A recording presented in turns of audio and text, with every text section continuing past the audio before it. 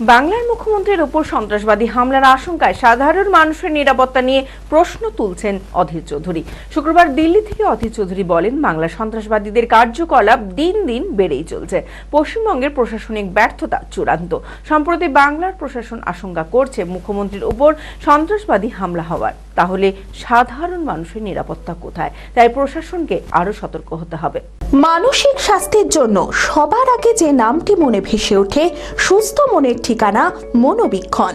যোগাযোগ নাম্বার 7477799513। বর্ধমানে এর আগেও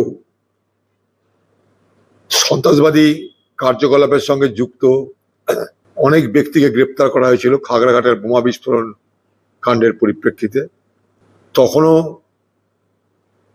পুলিশ প্রশাসন আগামী দিনে যাতে এই ধরনের ঘটনার পুনরাবৃত্তি না হয় তার জন্যে নানা রকমের প্রচেষ্টা প্রক্রিয়া শুরু করেছিল।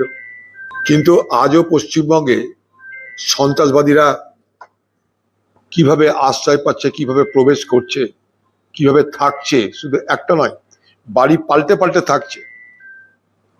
নিজেদের ইচ্ছা মতন পছন্দ মতন এলাকায় গিয়ে ঘর ভাড়াও নিচ্ছে। এটাতে কিন্তু এটা স্পষ্ট প্রমাণ হচ্ছে যে পশ্চিমবঙ্গের প্রশাসনিক ব্যর্থতা চূড়ান্ত। অর্থাৎ সার্ভেলেন্সের ক্ষেত্রে, অর্থাৎ লক্ষ্য রাখার ক্ষেত্রে, বাকি যাতে সন্ত্রাসবাদীদের প্রবেশ বন্ধ করা যায় তার জন্য আরো বেশি বেশি করে পদক্ষেপ গ্রহণ করা উচিত।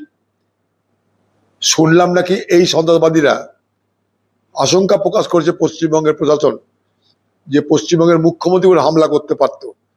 তাহলে আরো ব্যাপারটা বিপজ্জনক। যদি বাংলার মুখ্যমন্ত্রীকে হামলা করতে পারে তাহলে সাধারণ মানুষের নিরাপত্তা কোথায় যাবে আগামী দিনে, এটাও কিন্তু প্রশ্নের মধ্যে আসবে। তাই গোটা বিষয়টাকেই খুব সতর্কতার সঙ্গে দেখা উচিত। এবং পাশাপাশি এটাও বলবো যেন উইশ হান্টিং না করা হয়, অর্থাৎ কাউকে না পেয়ে কাউকে ধরে কাজ না করে কাজের বাহবা দেখিয়ে যেন মানুষকে অপদস্থ করা না হয়, বিপদে ফেলা না হয়। খোলা আকাশ অনেক তারার মাঝে, রামধনু রঙে যেখানে সবাই সাজে সাজে।